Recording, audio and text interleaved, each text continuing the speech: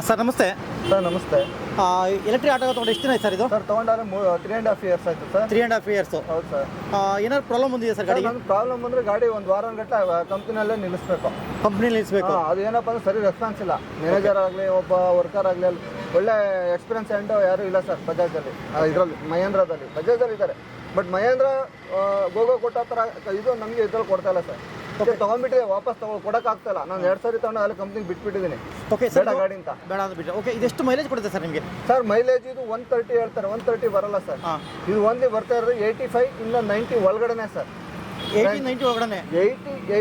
85 ಒಳಗಡೆನೆ ಸರ್ ಬರ್ತಾ ಇರೋದು. ಈಗ ಚಾರ್ಜಿಂಗ್ ಎಲ್ಲ ಎಷ್ಟು ಅವರ್ ಆಗಬೇಕು ಸರ್? 3.5 years 3.5 hours ಹಾಕೋದು. 3.5 hours ಮಿನಿಮಮ್ ಹಾಕ್ಲೇಬೇಕು ಸರ್. ಈಗ ಹೊರಗಡೆ ಔಟ್ಸೈಡ್ ಏನೋ ಪೋರ್ಟಿಂಗ್ ಚಾರ್ಜಿಂಗ್ ಪೌಡರ್ ಇದೆಯಾ ಸರ್? ಏನು ಔಟ್ಸೈಡಿಂಗ್ ತುಂಬ ಚಾರ್ಜಿಂಗ್ ಪ್ರಾಬ್ಲಮ್ ಅಂತೂ ನಮ್ಮ ಗಾಡಿಗೆ ಅಂತಲ್ಲ, ಪ್ರತಿಯೊಂದು ಎಲೆಕ್ಟ್ರಿಕಲ್ ಗಾಡಿಗೂ ಪ್ರಾಬ್ಲಮ್ ಇದೆ ಸರ್. ಓಕೆ. ಏನು ಸಿಟಿನಲ್ಲಿ ಒಂದು 3 ಸ್ಟೇಷನ್ ಬಿಟ್ಟರೆ ಎಲ್ಲ ಕಡೆ ಕಂಪ್ಲೇಂಟ್ ಇದೆ ಸರ್.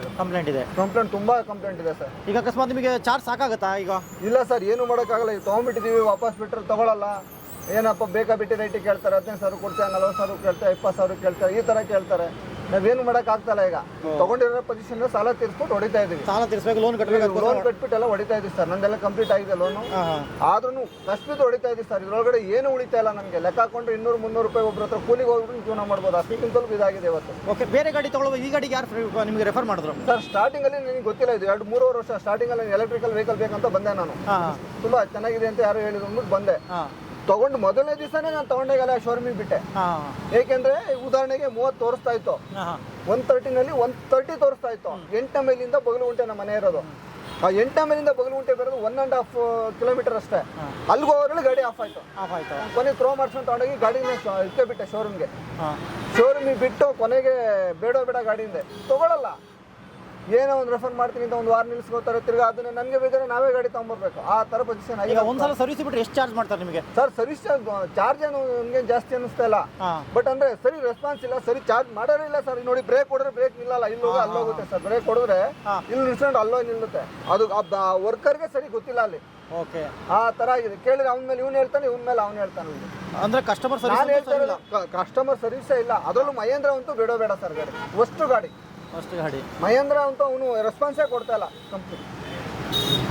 ನಾನಂತೂ ನಿಜವಾಗ್ಲೂ ಹೇಳ್ತೀನಿ, ನನ್ನ ಅನುಭವದಲ್ಲಿ ಹೇಳ್ತೀನಿ, 3 ವರ್ಷ ಅನುಭವದಲ್ಲಿ ನಿಜವಾಗ್ಲೂ ಮಹೇಂದ್ರ ಗಾಡಿ ಬೇಡ ಸರ್, ಎಲೆಕ್ಟ್ರಿಕಲ್ ವೆಹಿಕಲ್. ಈಗ ಅವರು ಹೇಳೋತಿ ನಿಮ್ಗೆ ಎಷ್ಟು ಹೇಳಿದ್ರು ಮೈಲೇಜ್? ಸರ್ 130 ಅಂತ ಹೇಳ್ತಾರೆ ಸರ್. ಇವತ್ತು 130 ಅಂತ ಹೇಳ್ತಾರೆ. ಬಟ್ 130 ಬರಲ್ಲ. 130 ಬರಲ್ಲ ಸರ್. 85 ಇಂದ 90 ಒಳಗಡೆ ಸರ್ ಅಷ್ಟೇ. ನಿಮಗೆ 85-90 ಹೊಡೆದು ಎಲ್ಲೂ ಸಾಕಾಗ ಸರ್? ಆಗಲ್ಲ ಸರ್. 2 ಸರಿ ಹಾಕೊಂಡು ಅಡ್ಜಸ್ಟ್ಮೆಂಟ್ ಮಾಡ್ಕೊಂಡು ಹೊಡಿತಾ ಇದ್ದೀವಿ ಸರ್. ತಗೊಂಡು ತಪ್ಪಿ ಮಾಡ್ತಾ ಇದ್ದೀನಿ ಸರ್ ಅಷ್ಟೇ. ಗಾಡಿ ಇನ್ನೊಬ್ರು ತಗೊಳ್ಳಿಂತಲ್ಲ. ಇವತ್ತಿನವರೆಗೂ ನಾನು ಯಾರಿಗೂ ರೆಫರ್ ಮಾಡಿಲ್ಲ ಸರ್. ರೆಫರೇ ಮಾಡಿಲ್ಲ. ತಗೊಳ್ಳೇಬೇಡಿ ಅಂತ ಹೇಳಿದ್ದೀನಿ. ಇವತ್ತು ಕಂಪ್ನಿಯವ್ರು ಯಾವ್ದೋ ನಿಮ್ಗೆ ಫೋನ್ ಮಾಡಿದ್ರೆ ನಾನು ವರ್ಸ್ಟ್ ಗಾಡಿ ಅಂತಲೇ ಬೈತೀನಿ ಸರ್. ನಾನು ವರ್ಸ್ಟ್ ಗಾಡಿ ಅಂತಲೇ ಹೇಳ್ತೀರಾ?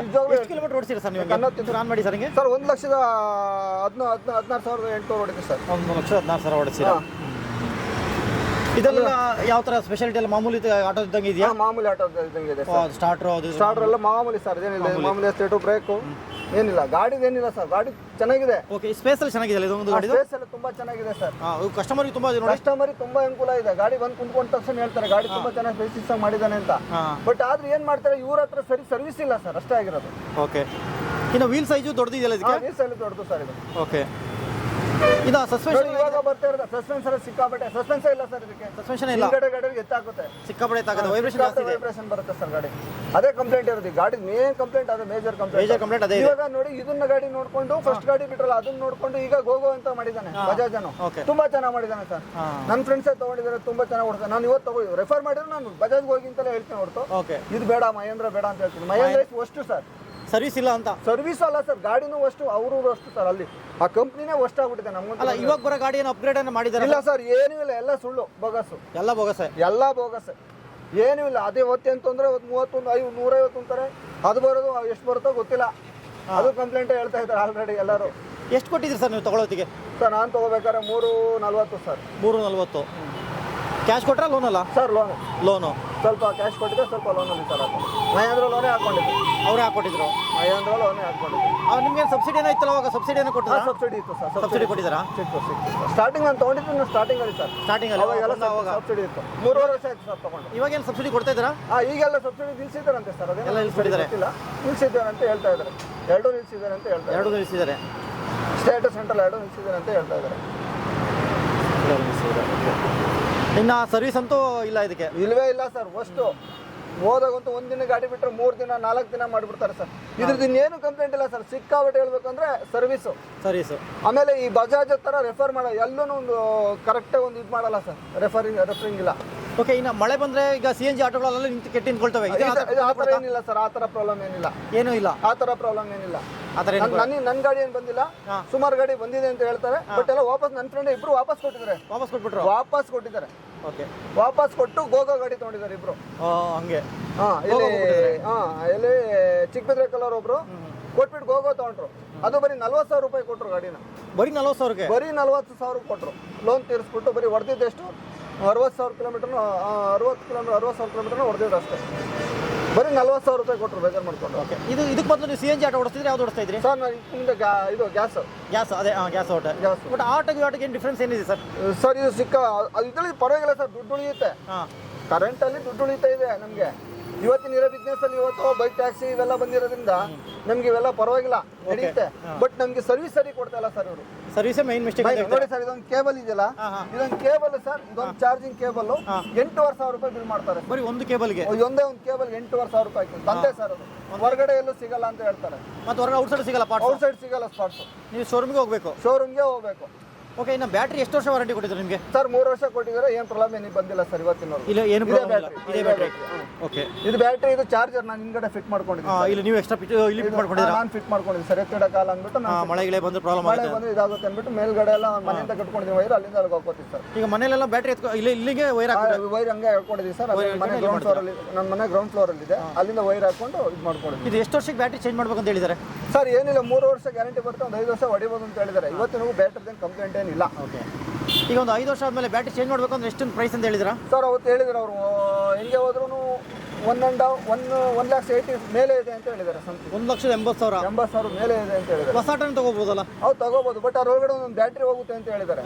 ಸಿಂಗಲ್ ಒಂದು ಬ್ಯಾಟ್ರಿ ಹೋಗುತ್ತೆ ಅಂತ ಹೇಳಿದ್ದಾರೆ. ಅದು ಯಾವ್ದಾದ್ರು ಒಂದು ಹಾಕ್ಸ್ಕೋಬಹುದು ಅಂತ ಹೇಳಿದ್ದಾರೆ. ಅದನ್ನ ಯಾವ ತರ ಅಂತ ಇನ್ನೂ ನಮಗೆ ಸರಿ ಗೊತ್ತಿಲ್ಲ. ಯಾಕಂದ್ರೆ ಅದು ಬಂದಾಗಲೇ ಗೊತ್ತಾಗತ್ತಲ್ವಾ? ಅಲ್ಲ, ಈಗ 1,80,000 ಅಂದ್ರೆ ಅದು ಫುಲ್ ಹೋದ್ರೆ. ಓಕೆ, ಇದೊಂದು ಒಂದೊಂದೇ ಪಾರ್ಟ್ಸ್ ಹೋದ್ರೆ 8,000 ರೂಪಾಯಿ 7,000 ರೂಪಾಯಿನೂ ಆಗುತ್ತೆ ಅಂತ ಹೇಳಿದ್ದಾರೆ. ನೋಡ್ಬೇಕು ಅದನ್ನ. ಈಗ ನಮ್ಗೆಲ್ಲ 7,000 ಅಂದ್ರೆ ನಮಗೆ ತುಂಬಾ ಕಷ್ಟ ಆಗುತ್ತೆ. ಹೌದು, ಈಗ ಅದಕ್ಕೆ ಅಂತ ಎತ್ತಿಡ್ಬೇಕಲ್ಲ ಸರ್? ಈಗ ಅದಕ್ಕೆ ಅಂತಾನೆ ಎತ್ತಿಡ್ಬೇಕು. ಇದೇನಪ್ಪ ಅಂದ್ರೆ ನಮ್ಮಲ್ಲಿ ಈಗ ನಾವು ಅದೇ ಹೇಳ್ತೀವಿ, CNG ನಲ್ಲಿ ಉಳಿಯಲ್ಲ, ಇದ್ರಲ್ಲಿ ಉಳಿತಂದ್ರೆ ಇದರಲ್ಲೂ ಏನು ಉಳಿಯಲ್ಲ ಸರ್. ಲೆಕ್ಕ ನೋಡ್ಕೊಂಡ್ಬಿಟ್ರೆ, ಇವತ್ತಿನ ಇದ್ರಲ್ಲಿ ಕಾಸ್ಟ್ ನೋಡ್ಕೊಂಡ್ಬಿಟ್ರೆ ಉಳಿಯಲ್ಲ. ಆಮೇಲೆ ನಾವು ವೈಟ್ ಫೀಲ್ಡ್ ಕಡೆ ಹೋಗಂಗಿಲ್ಲ.